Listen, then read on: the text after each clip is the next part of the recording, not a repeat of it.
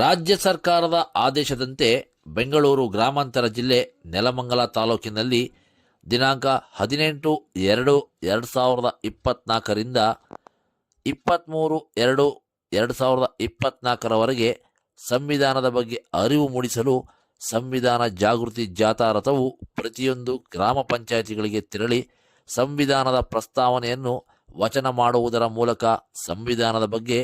ಅರಿವು ಮೂಡಿಸುವ ಬಹುದೊಡ್ಡ ಜಾಗೃತಿ ಕಾರ್ಯಕ್ರಮವಾಗಿದ್ದು, ಈ ಜವಾಬ್ದಾರಿಯನ್ನು ನೆಲಮಂಗಲ ಸಮಾಜ ಕಲ್ಯಾಣ ಇಲಾಖೆ, ತಾಲೂಕು ಪಂಚಾಯಿತಿ ಕಾರ್ಯಾಲಯ, ನಗರಸಭೆ ಕಾರ್ಯಾಲಯ ಮುನ್ನಡೆಸುವ ಜವಾಬ್ದಾರಿಯಾಗಿದ್ದು, ಸಂವಿಧಾನ ಜಾಗೃತಿ ಜಾಥಾ ಕಾರ್ಯಕ್ರಮವು ನೆಲಮಂಗಲ ನಗರಸಭೆಯಿಂದ ಪ್ರಾರಂಭವಾಗಿ 21 ಗ್ರಾಮ ಪಂಚಾಯಿತಿಗಳಲ್ಲಿ ನಡೆಯಲಿದ್ದು, ನೆಲಮಂಗಲ ಪ್ರವಾಸಿ ಮಂದಿರದಿಂದ ಬೆಳಗ್ಗೆ 10:30ಕ್ಕೆ ಪ್ರಾರಂಭಗೊಂಡ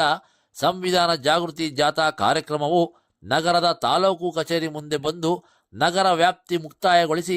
ಅಲ್ಲಿಂದ ಮುಂದುವರೆದ ಭಾಗವಾಗಿ ಕಣೇಗೌಡನಹಳ್ಳಿ ಗ್ರಾಮ ಪಂಚಾಯಿತಿ ತಲುಪಿ ಪಂಚಾಯಿತಿಯ ಗ್ರಾಮದ ಗ್ರಾಮಸ್ಥರಲ್ಲಿ ಸಂವಿಧಾನದ ಪ್ರಸ್ತಾವನಾ ವಚನ ಮಾಡುವುದರ ಮೂಲಕ